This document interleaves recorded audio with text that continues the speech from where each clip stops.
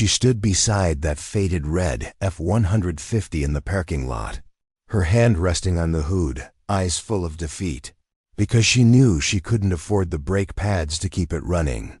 And behind her, a Gulf War veteran quietly stepped forward, offering his own card, ready to protect her dignity without saying a word. If you believe honor still lives in small towns like this, tap like and subscribe.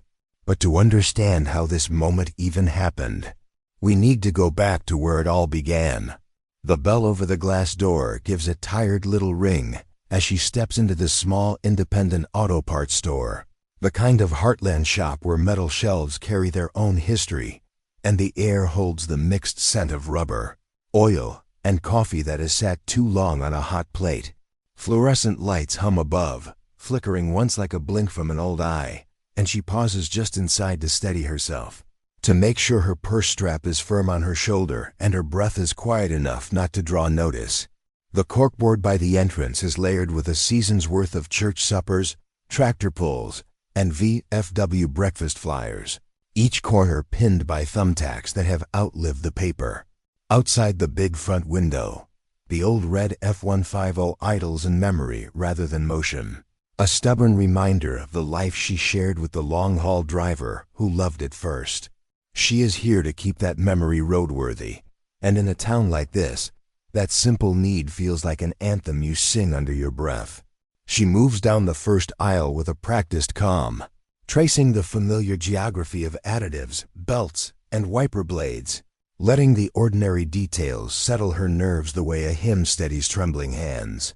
The store's sounds are modest and clear plastic bins sliding in drawers clicking shut, a socket set rattling as someone compares sizes, the register coughing a receipt into the tray.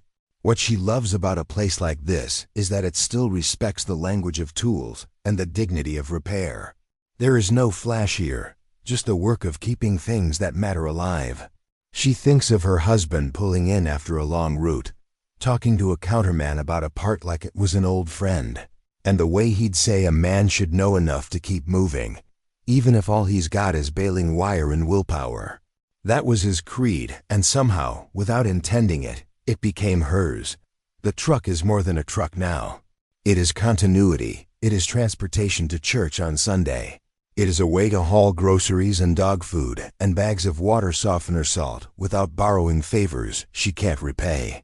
Freedom in a small town is measured in miles you can cover under your own power, and she knows it deep down, the way she knows which pew creaks during the doxology. Losing mobility would be losing privacy, losing rhythm, losing that small but important edge of self-respect that lets you walk into a place like this and hold your head at a decent angle.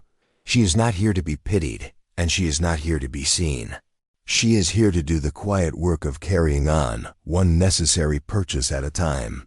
She has rehearsed today in her head more than once. Find the part, confirm the number, pay in cash, leave without a ripple. The simplicity of the plan is a comfort, like a list you can check off with a pencil that still has its eraser.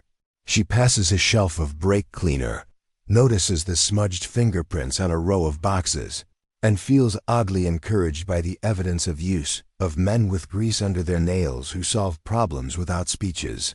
She keeps moving, steady as she can manage, a woman elected by circumstance to do the things that never made the evening news, but add up to a life well kept. At the far end of the aisle, the brake pads sit in squat, no-nonsense boxes, and she spots the part number she copied carefully from the manual and double-checked against the sticker on the caliper last week. She runs a fingertip over the printed code, grateful for the certainty of numbers that match, grateful that at least this piece of the day is solid under her hand. She does not pick them up yet, because she wants one more breath before the world sees her carrying the thing she hopes she can afford. She tells herself it will be fine, that her envelope is enough, that she has done the math, that she can get in and get out with dignity intact. The town outside is doing what towns do, grain trucks rumbling past, a school bus stopping 2 blocks over, a flag outside the VFW catching a breeze that smells faintly of rain and newly cut lumber. Inside, the light is a little harsh but honest, and she takes comfort in the way truth is ordinary here, A part is a part, a price is a price, a need is a need. She folds her shoulders back just enough to feel taller and reaches for the box, the cardboard cool and sturdy in her hands. It is heavier than she expected, and somehow that weight feels right. It feels like responsibility you can carry, not the kind that carries you. She is careful as she turns toward the counter, not rushing, not timid, just measured. The way a person moves when they want to be present without becoming the center of anything. The counter itself has that worn edge where generations have leaned to sign slips, and behind it stands a young clerk sorting invoices. The kind of kid who could be on the softball field by 6 and at youth group by 7. The clerk looks up with a small, decent smile. And in that moment, the store becomes a sanctuary of ordinary grace, no drama, no fanfare, just two Americans doing their best to transact a simple necessity. The widow feels a little of the tightness leave her chest. She sets the box down gently, aligning it with the edge of the mat as if neatness could bless the next few minutes. From her purse, she draws the folded bills she counted at her kitchen table, smoothing them once with the flat of her palm, like pressing a handkerchief before church. She doesn't like living by envelopes and calculations, but she is not ashamed of prudence. It is a virtue she learned on long nights at a truck stop booth, adding columns of numbers while her husband mapped tomorrow's miles. If the arithmetic holds, everything will be fine, and if it doesn't, she pushes that thought away. Not now, not yet. There is a moral weather to places like this, and today it feels steady, like a high sky after the storm has passed. And she chooses to believe that steadiness will hold for her as well. She hears the familiar clack of the barcode scanner and the faint scratch of receipt paper somewhere in the back. Everyday sounds that promise continuity. She thinks of the road trips that truck has taken, the way the bench seat still keeps a crease where his thermos used to ride. And she decides again that keeping this machine safe is not nostalgia, it is stewardship of the life they built. The part number is right, the need is real, the plan is simple. For a heartbeat, she allows herself to imagine the rest of the day. A slow drive past the grain elevator, a stop at the church office to drop off canned goods for the pantry, a quiet evening with a casserole cooling on the counter and the service flag folded neatly where she can see it. She imagines the truck stopping when she needs it to stop, the brakes biting clean and sure, the way trust feels when machinery listens. The box on the counter is not an object. It is a promise of safety. And in this small town, safety is more than mechanics, it is the freedom to keep showing up.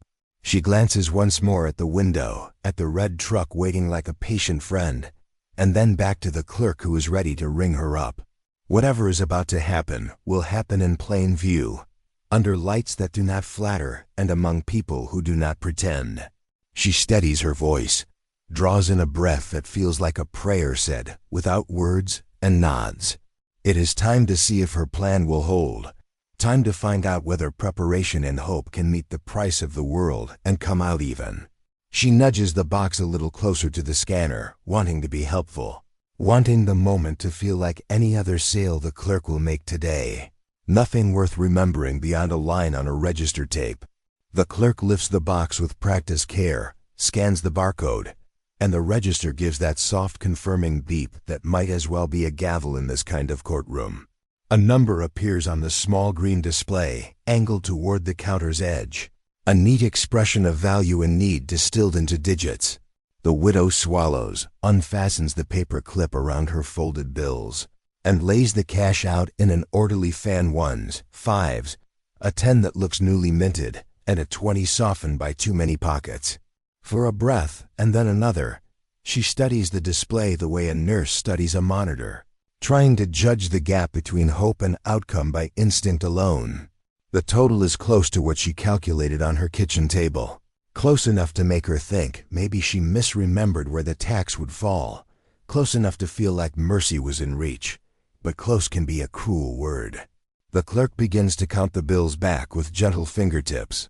And as each denomination lands against the counter mat, the widow's mental arithmetic tightens like a knot. There is a missing sliver, a small remainder that would be nothing to most people, and yet to her is the difference between mission. accomplished and walking back to the shelf, pretending she chose wrong on purpose. The clerk's eyes lift for just a second, not unkind, only searching for the right sentence to help the moment land softly. And the widow hears herself say it before the young woman can. "I'm short." The words are smaller than the truth they carry. They are a confession of arithmetic and circumstance, but also of the quiet pressure that has lived in her chest since the funeral. The pressure of being the only one left to solve what used to be a two-person life. She wishes the world would swallow the words, or at least keep them from traveling beyond the counter. But sound carries oddly in rooms designed for parts and tools, and the admission drifts outward like a dropped washer rolling across concrete. 3 men in work shirts over in the oil aisle still their hands, not because they want to stare, but because decency tells them to freeze when someone else's dignity hangs in the balance. The store does not go noisy. It goes quiet in that way small places do when something delicate is happening.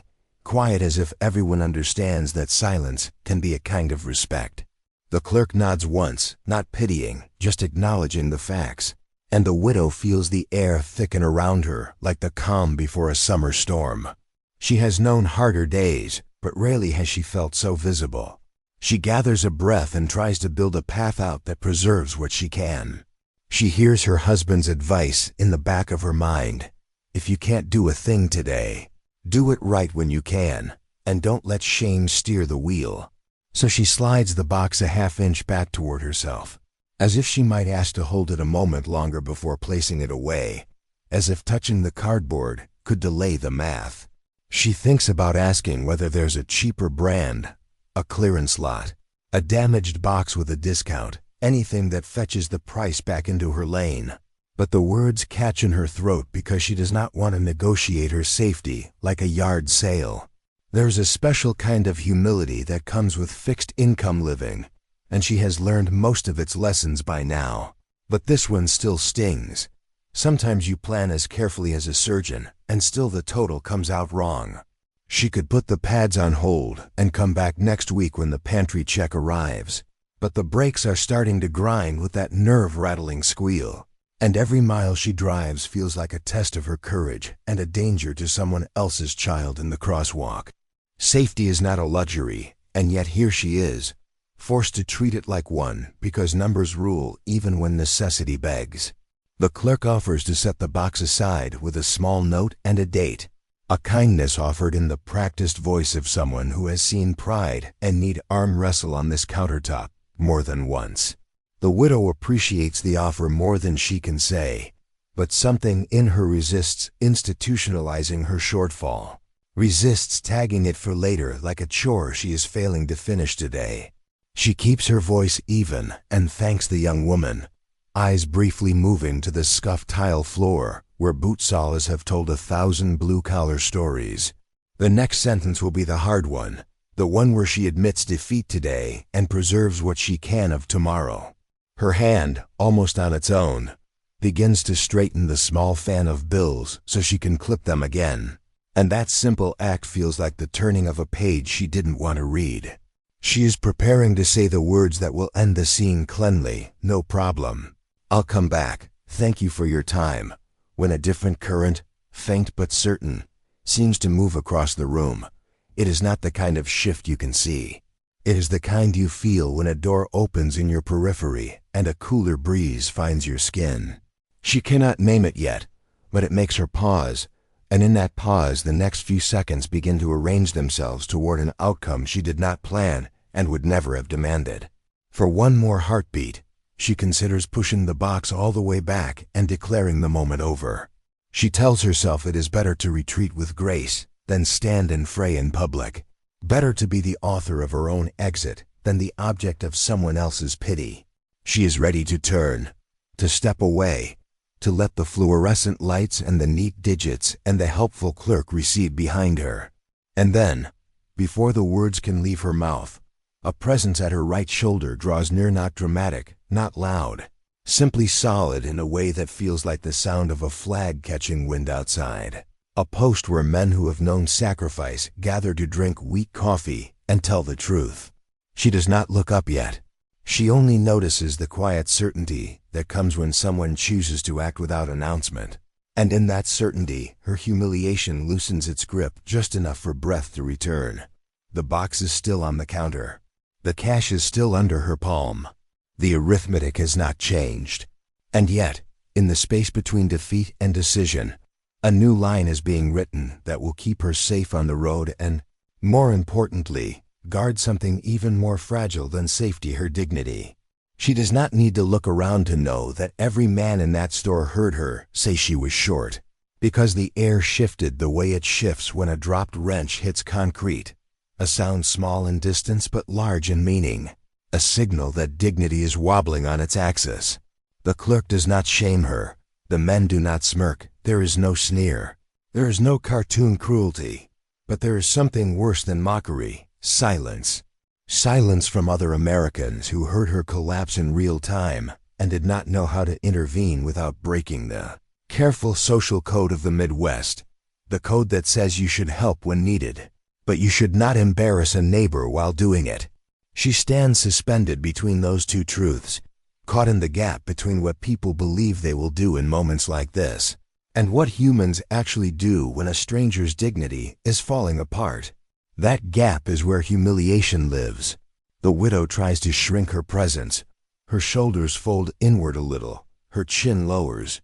Her voice becomes softer in the hope that shrinking herself might shrink the memory of the moment. Because humiliation is not just pain. It is the fear that others will remember your weakness longer than you will. She wants to gather the brake pads and slip them back onto the shelf with an offhand remark about grabbing the wrong part or double-checking something at home, that little social fiction that would allow everyone to pretend nothing important happened here. But her body betrays her. Her fingers are shaking. Her throat is tight, and the lie won't form cleanly. She is exposed, and exposure at this scale carries a weight she has not felt since she had to sign the funeral home paperwork alone. She tries not to think of the contrast between the woman she used to be, partner to a man who drove the interstates with confidence, who could buy whatever parts he needed because his overtime was steady, and the woman she stands as now, counting bills like rations, hoping math doesn't betray her. The shift is not purely financial, it is identity. She was once a woman standing beside a man who was useful in this world, and in small-town America, usefulness is currency. Now she is a widow trying to keep up with a standard she once never had to notice. And humiliation is not simply the price being higher than her bills. It is the realization that the world she built as a pair has been forced to continue as a single. She can feel her husband's ghost in the memory of old diners and rest stops, where he would slide his calloused palm across receipt paper until her prices had gone up again. She can see his tired eyes after a 3-state haul, the way he would laugh when Arizona heat burned the steering wheel, the smell of his denim jacket when he pulled it off after 12 hours behind the wheel. He taught her everything about grit. He just never got the chance to teach her how to live without him. That's the part she is improvising now, in the store, under these lights, in front of these men who don't know her name, but know her story anyway because small towns have a way of reading truth without being told. The clerk tries to help by being gentle, by not asking questions, by not leaning forward, by not offering a suggestion that would puncture the fragile privacy of the moment. But even grace can hurt when you're standing on the edge of collapse. The widow's eyes stay fixed on the counter because eye contact might make her fall apart completely. She wants to tell the clerk, "I can't afford to need anyone," but those words would cut her open, and she doesn't have the strength to bleed in public. She bites down a tremor in her voice and begins to inch the box closer to her body again, as if retreat itself could be a shield. Her breath becomes shallow and shaky, like the body is trying to protect her from a spotlight she never asked to stand beneath. She imagines the exit, imagines her hand on the glass door pulling herself back into the daylight, imagines sliding behind the wheel and letting the truck cough to life so she can escape before someone tries to fix her. Fixing a truck is one thing. Fixing humiliation is something no one knows how to do cleanly. The humiliation isn't about poverty, it's about vulnerability, being revealed in front of people who weren't meant to see it. And once vulnerability is revealed, Dignity hangs by the thinnest thread. She moves to take a step back, intending to retreat with whatever fragments of pride she can collect from the counter, from her voice, from her silence. She rehearses the exit line in her head. I must have grabbed the wrong ones. But the lie won't fit into her throat because truth has already been spoken. The truth is, she can't afford them. And truth, once spoken, does not retreat neatly back into privacy. So she stands there, brief, suspended, humiliated, not knowing yet that this moment is about to pivot in a direction she never anticipated.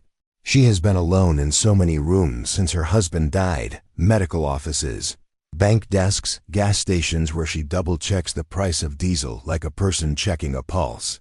But this is the first time she has admitted lack out loud in a room full of strangers. The acknowledgement is its own kind of wound. It is the moment when poverty turns from private math into public reality. She can feel something like panic pressing against her ribs. Her fingers tighten around the folded bills like they might somehow expand in her grip if she just wills them to. But bills don't multiply under pressure. She tells herself she still has a choice. She can still walk away. She can still preserve a portion of herself by turning this moment into an error rather than a defeat. She tells herself she can pretend to get a phone call, pretend to need another part first, pretend anything that lets her exit on her own terms. But before she moves, before she lies, before she protects herself with a story, she senses a shadow fall across the side of her vision, the presence of another human stepping near, not closing in with impatience or curiosity, but standing with an intention she has not yet recognized. Something is shifting. She hears the subtle scrape of a boot sole turning on the tile floor beside her, a sound small enough to ignore, but steady enough to register as purpose. She turns her head just an inch, not fully, not enough to make it obvious, but enough to mark the presence, and the shape beside her is tall, square-shouldered, denim jacket, and the unmistakable patch of a military unit that once served in sand and heat half a world away. She hasn't processed what it means yet. She only knows that humiliation is no longer the only force in the room. Something else just entered the equation, something with the quiet gravity of a man who has already seen life and death decisions and knows exactly when to act. The store stays silent, not because people don't care, but because people don't know what grace looks like in motion. They only know it once they see the aftermath. The men in the oil filter aisle keep their bodies still like statues of blue-collar saints, every instinct in them wanting to fix something, but terrified that stepping forward might embarrass her before helping her. In small towns, humiliation is not entertainment. It is a wound you do not touch unless you know you can heal it. And because none of them is sure they can do that without making things worse, they freeze. The clerk's fingers hover above the counter, waiting for a cue that hasn't arrived yet. The world feels like someone pressed pause.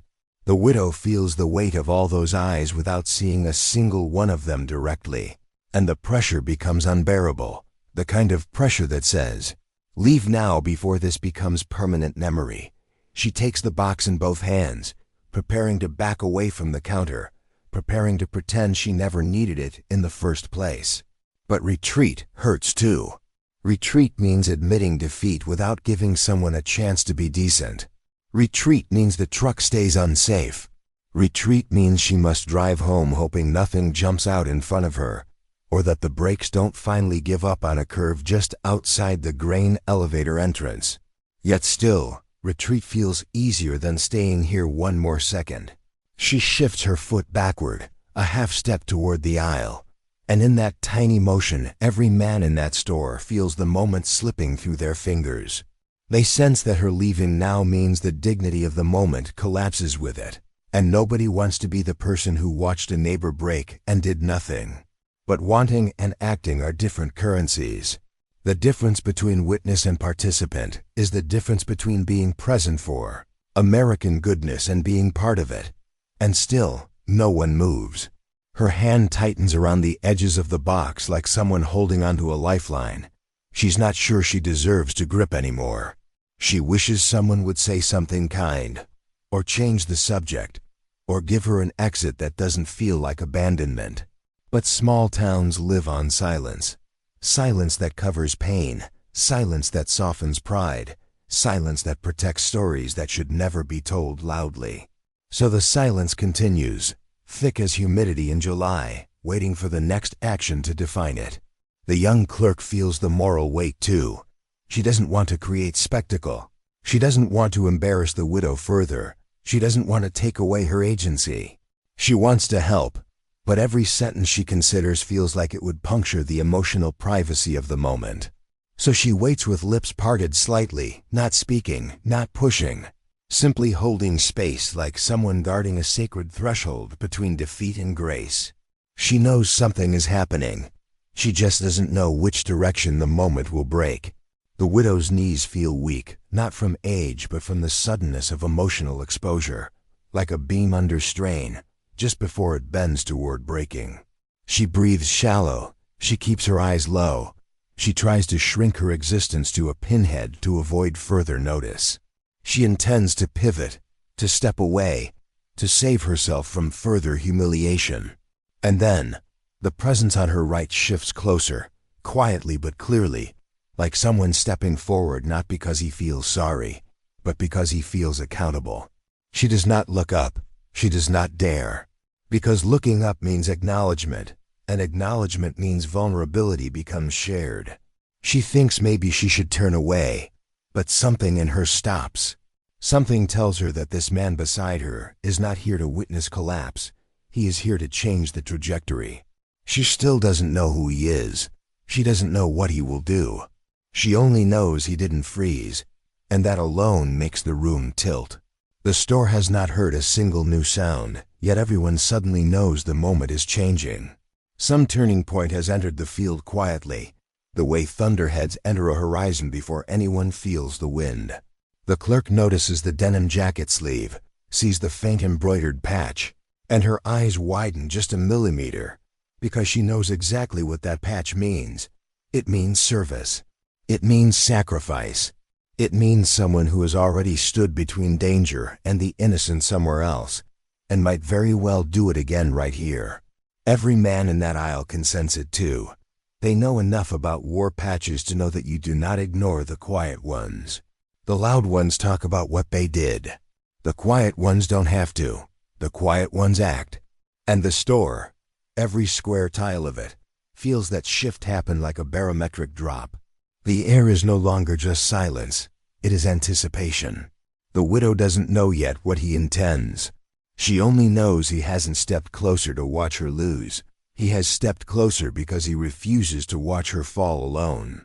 And for the first time since she set the brake pads on the counter, her humiliation pauses mid-slide, held in suspense, waiting to see what this man will do next. He does not clear his throat, does not announce himself, does not ask permission from the moment. He simply steps that final half-pace to the counter and sets his card down with a firmness that is quiet rather than loud, decisive rather than dramatic.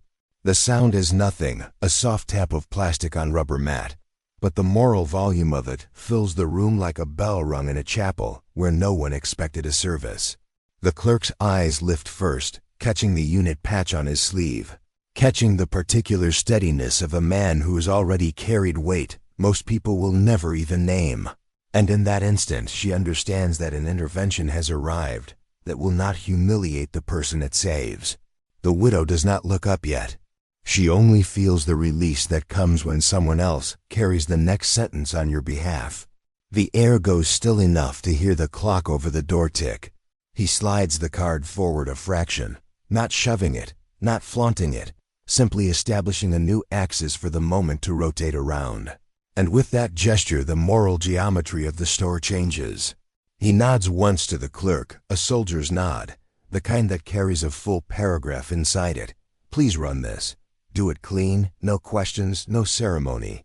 The clerk does not ask for justification because real authority needs none, and what she sees on the counter is not charity, it is cover.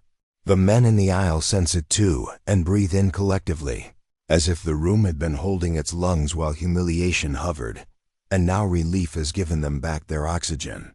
The veteran does not turn to them for approval. He keeps his eyes on the task. Only then does the widow shift her gaze, drawn by a courage she did not summon but cannot ignore. And she sees the card resting between her and the world like a shield tilted just enough to catch the arrows. She swallows, stunned by the audacity of kindness that asks for no audience, and something inside her posture loosens, the shoulders descend, the neck lengthens, the jaw unclenches. She has stood for months with a private weight on her ribs, and now, in a heartbeat, the weight redistributes, shared by a stranger who refuses to let her carry the cost of safety alone. Shock in this room is not the suddenness of noise. It is the sudden arrival of honor. The veteran does not speak yet, because words can be clumsy when a person's dignity is on the line. And he knows better than to crowd the moment with language. He simply points, once open-palmed, toward his card, then to the screen, then back to the box. A quiet choreography that says, "Ring it this way. Attach it to me. Leave her name out of this." The clerk understands immediately, not because she has been trained for scenarios like this, but because decency is its own fluency in towns where people still look you in the eye at the post office.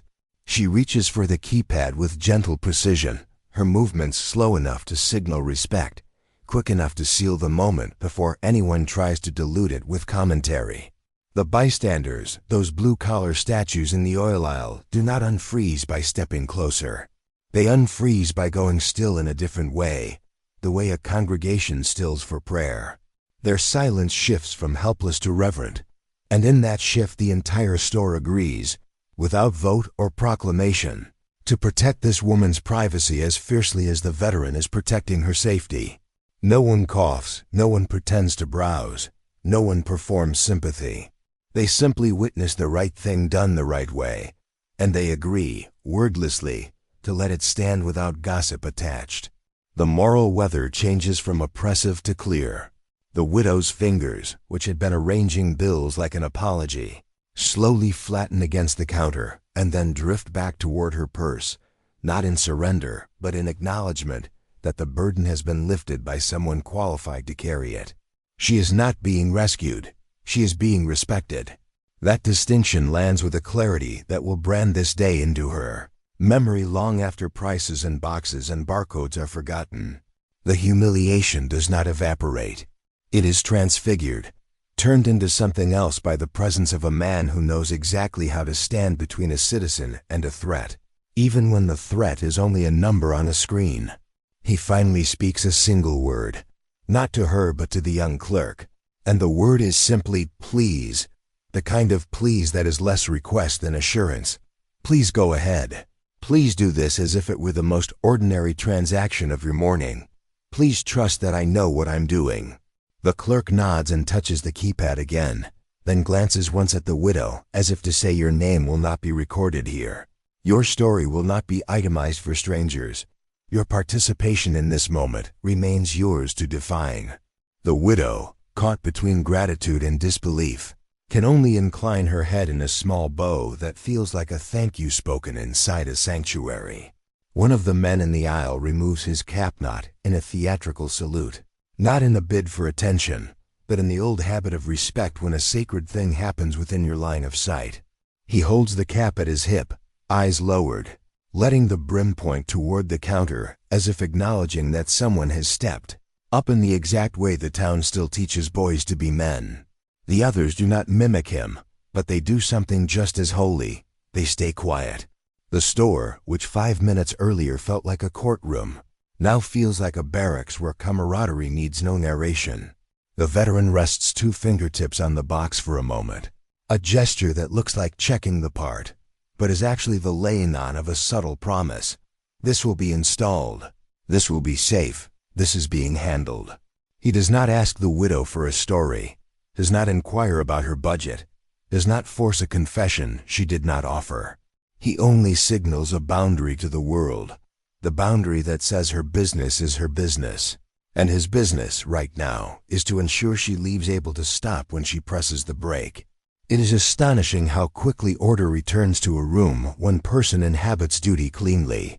The clerk completes the first prompt, waits for the second, and the terminal blinks its request for confirmation. The veteran inclines his head again, a micro yes, and the keyboard answers with the soft clatter of obedience. The receipt spools like a modest ribbon of blessing, and the store exhales as if the roof vents finally opened.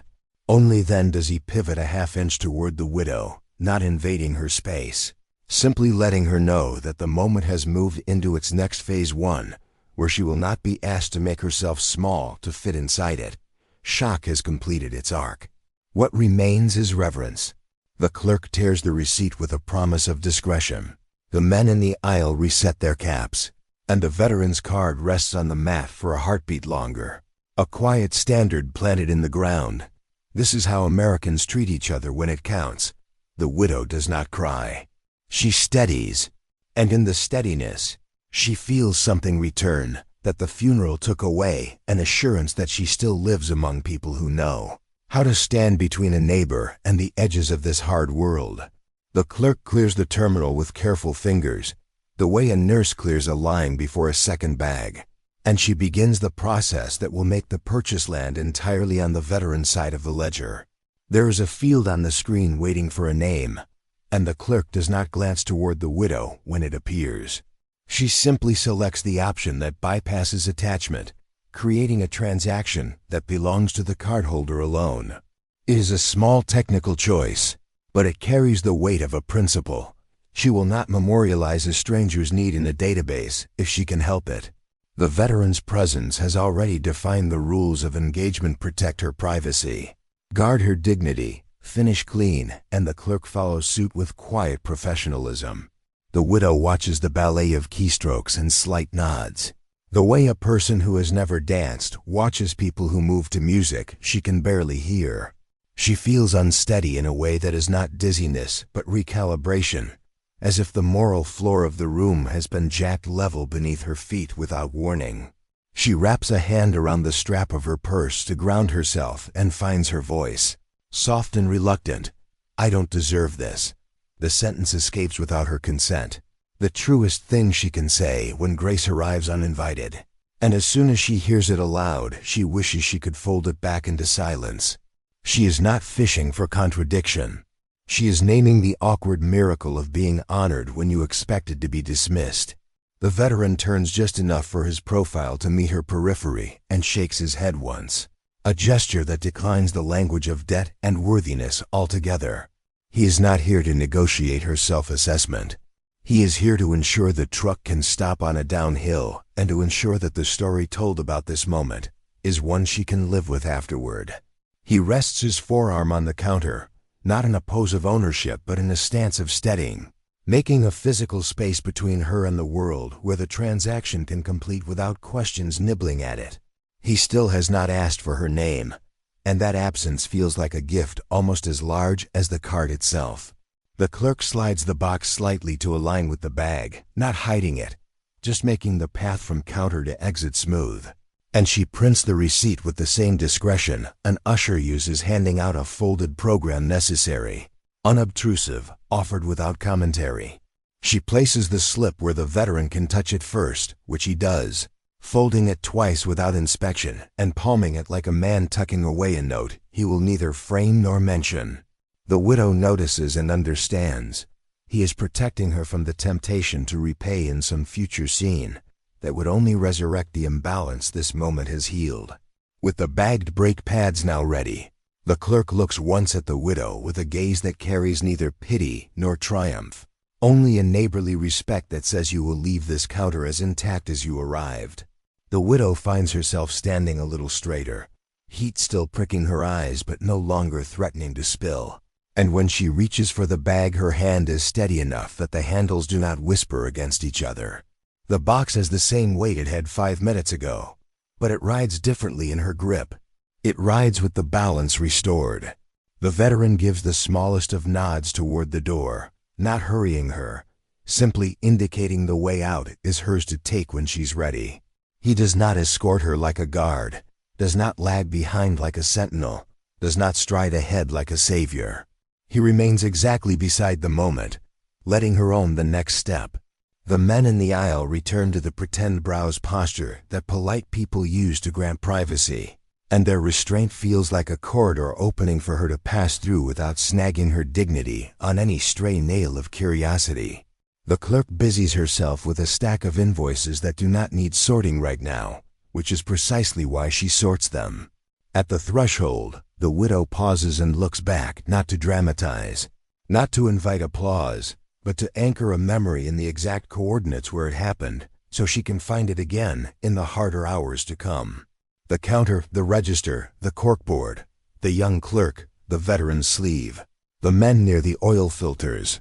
Each takes its place in a scene that will replay later with the clarity of stained glass under morning sun. She inhales, lets the cool air from the door sweep her face, and steps outside into a light that seems both the same and newly honest. The truck sits where she left it, and the sight of it is different now. Not because the paint has changed, but because the path to its safety has been purchased without a ledger marking her shortfall. She opens the door and sets the bag on the seat like a pastor setting a Bible on a pulpit, careful, grateful, aware of the weight of what it contains.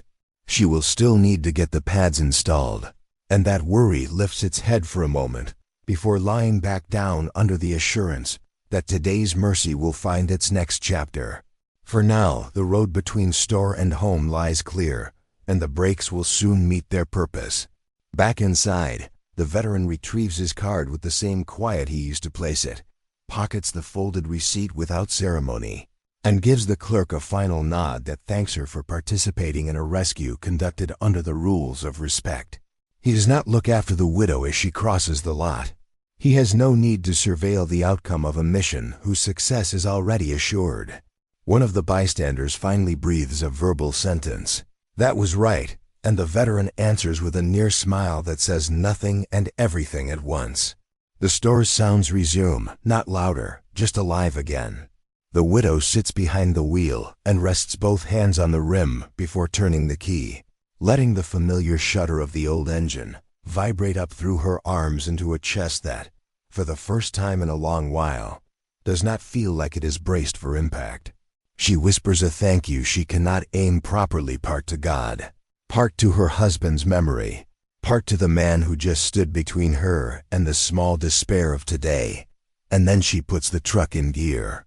When she pulls into traffic, no one honks, no one waves, no one marks the moment but her, and that anonymity is its own benediction. As the bell above the store door rings again in her wake, the veteran turns toward the window for a heartbeat, not to watch, but to acknowledge that ordinary American life just repaired itself by an inch in this place. He adjusts the cuff of his denim jacket, sets his cap, and steps aside so the next customer can approach the counter unencumbered by the echo of what just happened.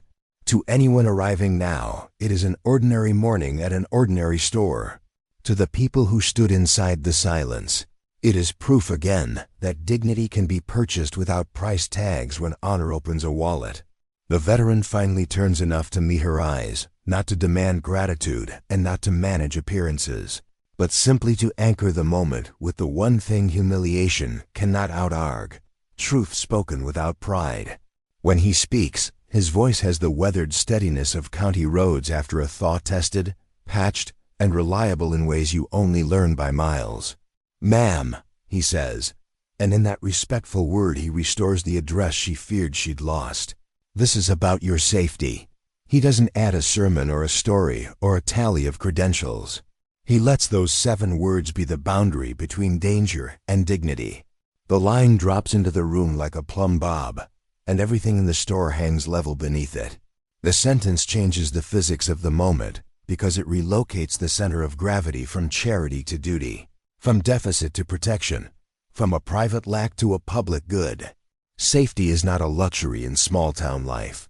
It is the precondition for freedom, the freedom to reach church on Sunday, to get groceries on Wednesday, to show up where one's word is due on Friday. By naming safety, he releases her from the shame of being helped, because now the act is not about her being less. It is about the community being more.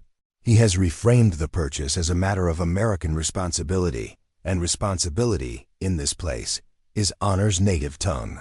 She feels the meaning settle into her bones, the way a hymn's final chord settles the sanctuary resonance. That confirms everyone heard the same truth at the same time. Her shoulders, which had been carrying the invisible bruise of being seen as needy, let go of that flinch. The heat behind her eyes cools into clarity rather than collapse. She understands that he has not reached into her life to rearrange it. He has stepped in front of a threat and absorbed it, as soldiers do when the danger isn't bullets, but the more ordinary hazards of poverty, inflation, and the long tail of grief. She is still the one driving the truck. He has just ensured the brakes will do their part. The clerk absorbs the sentence like instruction from a trusted foreman, a concise field order that tells you why the task matters enough to do it right. She confirms the transaction with quiet taps, taking extra care with the receipt not because paper needs gentleness, but because human memory does. In her notebook mind, she files the veteran's sentence under how to help without humiliating, a policy she will practice for the rest of her working days. She realizes, too, that this is what it means to be a steward of a counter guarding both parts and people, ensuring that what leaves the store keeps someone else alive and intact. Over in the aisle, the men adjust their posture the way congregants do when the pastor has reached the sentence that names the sermon's heart. No one says amen, but that is what their stillness means. They understood the situation before. Now they understand the meaning. It was never about whether a stranger could cover a shortfall. It was about whether a town still believes that safety is a shared load. The veteran has not bought a product. He has purchased a perimeter, the moral kind that keeps neighbors from falling through the cracks a hard world keeps widening. The widow tries to answer, but all she can shape is a breath that carries relief without the weight of apology. She wants to say she will pay him back, then hears how that would insult the very frame he established protection is not alone. She wants to tell him about the squeal she hears at four-way stops and the hills she avoids now because the pedal feels spongy, but the details belong to yesterday's fear, not today's order. She lets the sentence hold, and for the first time that morning, allows her hands to rest open on the edge of the counter like a person who trusts the floor not to fall away. The veteran adds nothing, because right words are like right torque add more and you strip the thread. He keeps his body oriented toward the clerk until the process is sealed. An embodied way of saying the story ends here, at paid in full, under my name, with her dignity intact. He is extending a shield whose usefulness depends on its quiet. He learned long ago that the difference between rescuing and grandstanding is whether the rescued are left freer afterward. His silence, now that the frame is spoken, is a further act of respect. Small signals ripple outward. The clerk places the bag within the widow's easy reach without sliding it across like a handout. One man in the aisle pretends to read an oil filter box while actually puncturing any potential gawking with his studied disinterest. Another adjusts his cap and looks down, a way of dimming the spotlight no one wanted on her in the first place. The store's noise resumes in slender measures, paper shifting, a drawer closing, the door chime catching a breeze, but all of it sounds different because the truth has redefined the room's acoustics. The moment is no longer about lack. It is about care rendered correctly. The widow lifts the bag and feels its ordinary weight transfigured by the veteran's sentence into purpose, the kind that points forward rather than back. She imagines, suddenly and specifically, the brake pedal meeting her foot at the next stop sign and answering firmly, the way trust feels when equipment keeps its promise. She knows the installation remains ahead, but the moral work is finished here. She will not have to carry the story of public failure on the same shoulder that carries grief. The one sentence has turned what could have been a scar into a scar's opposite, a reminder that heals. As she turns toward the door, she looks back once and meets the veteran's eyes. No words cross the space because none are needed. The exchange has already been interpreted for her by the sentence that named its purpose. She nods, and he replies with the slightest tilt of his chin, a soldier's acknowledgement that the mission parameters have been met: safety, privacy, order. She steps into the daylight, not as someone who received a handout, but as someone whose community, through one citizen, upheld its own standard. The bell over the door rings like a benediction, and the store returns to normal. Changed precisely because it can again be ordinary. By mid-afternoon, the story has left the parts counter the way creek water leaves a culvert quietly, inevitably, threading itself through the town's ordinary channels without needing a post or a headline. At the coffee shop 2 blocks over, someone mentions that veteran at NAPANO, the independent one, and someone else nods with a half-smile that says this town still recognizes right conduct when it sees it. No names attach, because attaching names would shrink the act into the size of personalities. Keeping it nameless lets it belong to everyone who believes safety is shared. The counter girl adds an extra splash to a regular's mug and says, "We've still got good folks here," as if reassuring the room that goodness hasn't migrated to somewhere trendier. Across town, the church parking lot receives its afternoon trickle of volunteers, ladies sorting pantry cans, a deacon changing a light in the foyer, a youth leader lining up cones for the Saturday car wash, and the story arrives there too, not as gossip, but as proof. "Did you hear someone stepped in? But the way he did it," one woman says. And another answers, "That's the way it should be done." Both of them measuring their words so that the privacy of the widow remains a hedge they will not cut through. The tale becomes a kind of liturgy. Humiliation faced, honor intervened, dignity preserved. The parking lot, with its chalk marks and bulletin board flyers, feels for a moment like a public square where citizens are taught by example more than argument. At the lumber yard, men in work boots stack treated boards and recount the scene in the economical vernacular of people who carry weight for a living. "Old F-150, one says. "Pads probably front," another replies. "Guy paid, didn't make a thing of it," a third concludes, as if writing the after-action report that matters most. Mission accomplished with minimal spectacle. They like that it happened at a parts counter, the place where problems meet solutions without intermediation, because it confirms what they want to believe about their own lives, that you handle what's in front of you, and you do it in a way that could be taught to a son without embarrassment. No one is posting a video because there is no video. The only footage is stored in the witness's memory and in the widow's steadied breath. And anyway, spectacle would have broken the spell. The power of the story is precisely that it traveled by testimony, not by algorithm. In a world trained to think that if a camera didn't catch it, it didn't occur, this town remembers the old rule. The truest things often happen when no lens is pointed. The quiet spread is part of the meaning. It tells neighbors that goodness prefers to be trusted rather than sold. By evening, the VFW's front room hosts its usual chessboard of mismatched tables and coffee cups that taste like duty. Retired mechanics men with hands that know.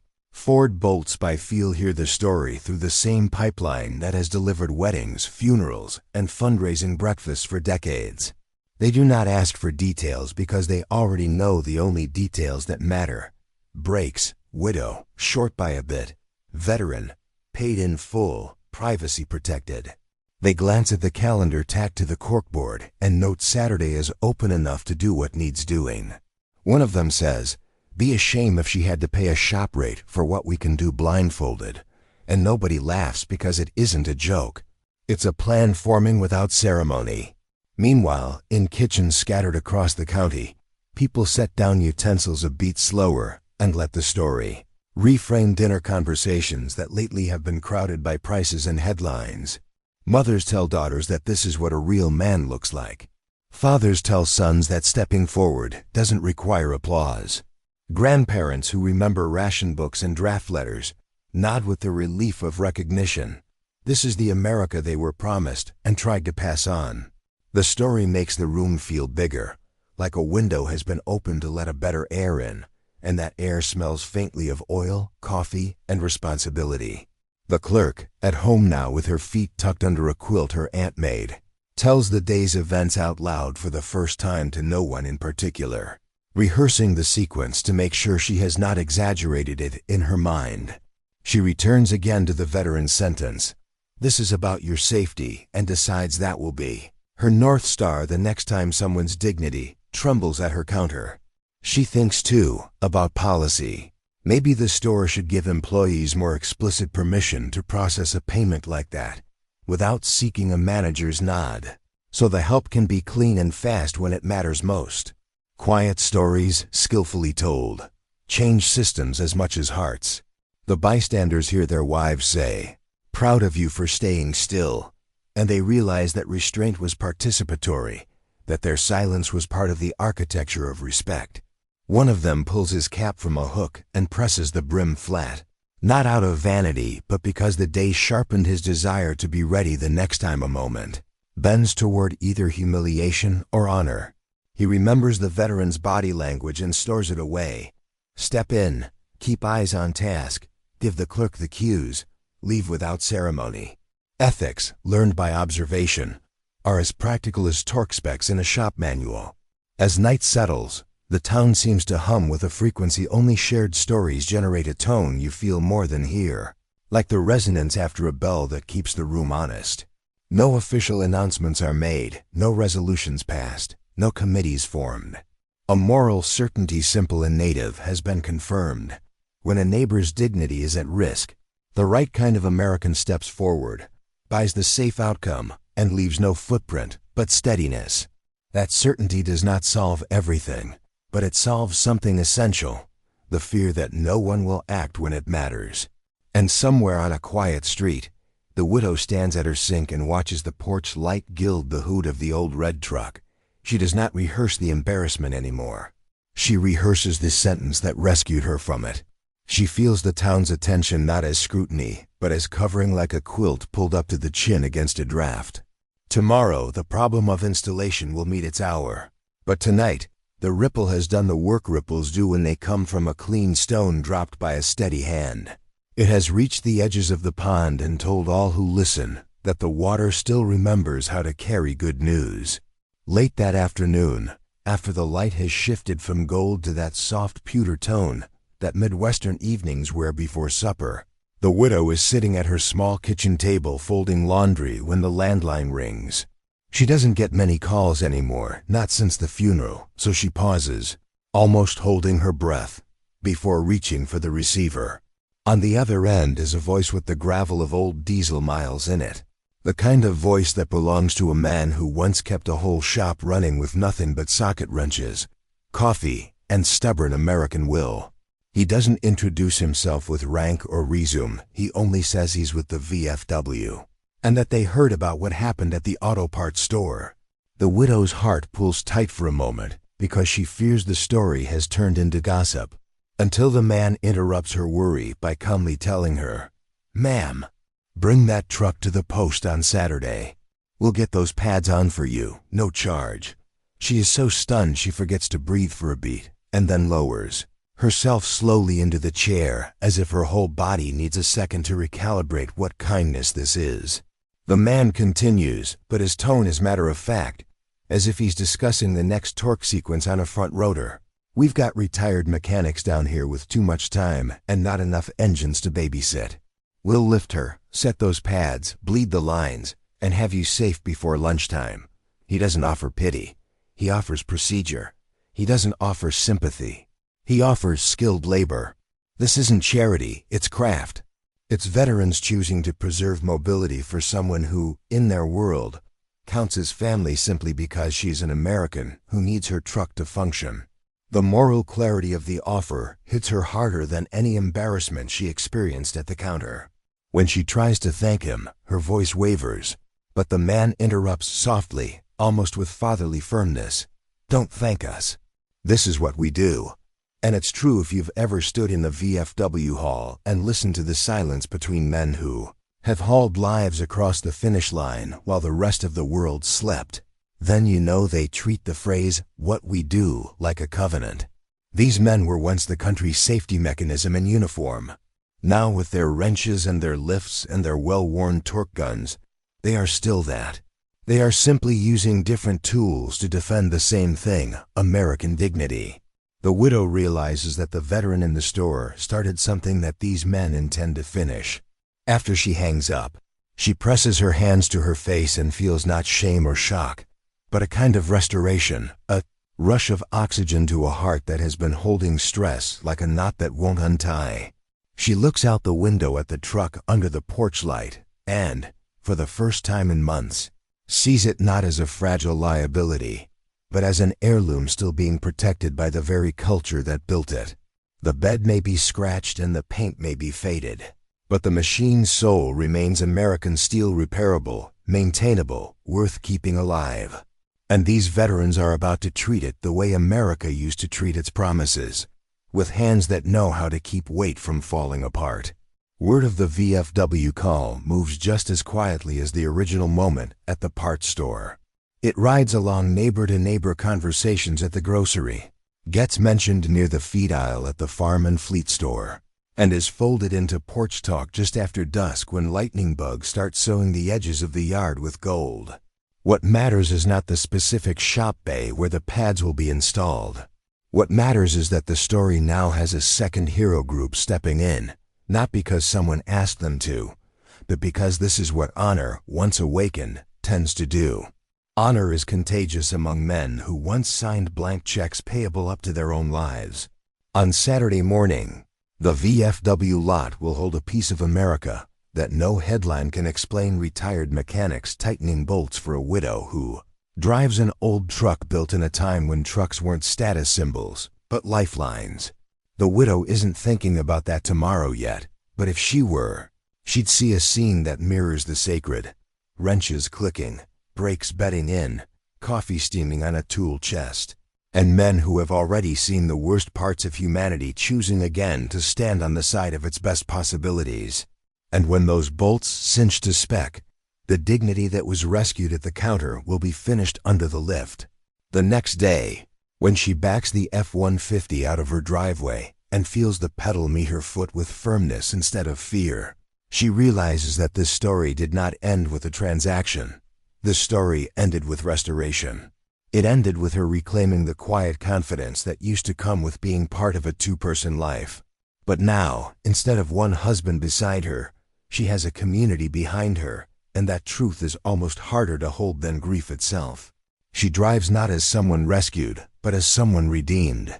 And that difference matters, because redemption requires that dignity be returned in such a way that it can travel forward under its own power. The veteran never posts about it, never retells it, never uses the moment to inflate his own biography, because in his belief system, good deeds do not need a witness God sees. And that is enough. He wakes the next morning, puts on his boots, and goes about his routine the way soldiers do, by moving forward without fanfare. He does not know how many people have retold the story. He only knows that the woman's brakes will now stop when asked, and that the town didn't let humiliation ossify into trauma. That is the moral ledger he keeps, not dollars and cents, but dignity and safety. The clerk, sweeping the entrance mats on her next shift, thinks about how easily the moment could have gone wrong, how easily someone could have offered help in a way that wounded instead of healed. She thinks of the sentence, "This is about your safety," and decides that if she ever has children, that will be one of the first moral instructions she hands them. Real help protects privacy. Real help never makes a person small. She understands now that small-town values are not nostalgia, they are muscle memory. And muscle memory must be exercised or it atrophies. The men in the oil aisle returned to their lives unchanged, and yet changed. They didn't intervene directly, but they held the silence correctly. They will never brag about being present in that store, but each one carries away a sharpened commitment. If that moment comes again, they will know what shape honor takes and how to avoid making someone's suffering into spectacle. Honor is not only stepping forward. Sometimes honor is stepping back so the right man can act cleanly. News of the repaired truck trickles through the town the way rainfall travels through cornfields subsurface, nourishing and quiet. No selfies, no backpatting, no viral moment. Just the knowledge passed along in half sentences and porch rocker nods that a widow can drive safely. Again, because men who once served their country still choose to serve their community. Small acts multiply. Integrity compounds. You can't see the interest accumulating, but everyone feels richer. And for the widow, the world is different now. Not because her bank account is bigger. Not because her problems have vanished. Not because the future is suddenly easy. But because she has confirmation that the America her husband believed in, the America he hauled freight for, the America he stayed loyal to even when the miles got cruel, still exists in the bone and muscle of ordinary people. She now knows she is not invisible. She now knows she is not alone. At night she steps onto the porch, runs her fingertips along the truck's hood, and whispers a prayer, not a desperate one, but a thankful one, because the part of her that was collapsing inside the store now stands upright again. She thanks God for the veteran. She thanks God for the VFW men. She thanks God that she lives in a place where goodness still acts without applause. She thanks God that humility can be answered with honor rather than pity. And so the story ends without climax or spotlight, just a moral echo traveling through a county whose best stories are never filmed. The widow drives to church the next morning, parks under the same maple tree she and her husband used to park beneath, and when she bows her head during the opening prayer, she knows that the same America he worked for is still breathing here, one quiet, steadfast act at a time. And maybe somewhere, in the back row of that sanctuary, sits a man in a denim jacket, not seeking thanks, not seeking credit, simply present. Because when honor stands, cameras do not need to roll for truth to be recorded. This story, in the end, is not about poverty or parts or price. It is about the moral pulse still beating in small towns across this land. It is about the belief that we are responsible for each other's safety and dignity, not because someone wrote it in a statute, but because it is written on the American heart. It is about the quiet, unadvertised acts that keep hope from collapsing. And it ends exactly where it must, with a restored life moving forward on a safe set of brakes, driven by a woman whose dignity now belongs to her again, and a town that remembers who it is.